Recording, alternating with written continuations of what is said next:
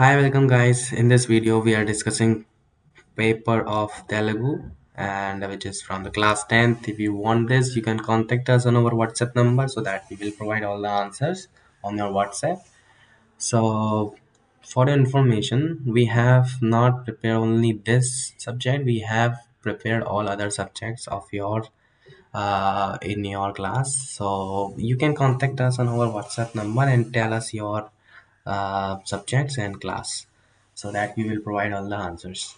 So here the question number 1 to 6 that we are discussing here. So question number 1, question number 2 and question number 3 all are about right to in the 40 to 60 words, and then long questions which are 4 and 5 you need to write in 100 to 50 words, and the last question which is 6 you need to write in the 500 words, and you need to write on the Telugu language. So for your information, we have written all the answers in the PDF in the handwritten form.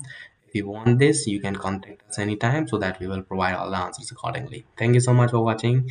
If you have other queries, you can contact us anytime.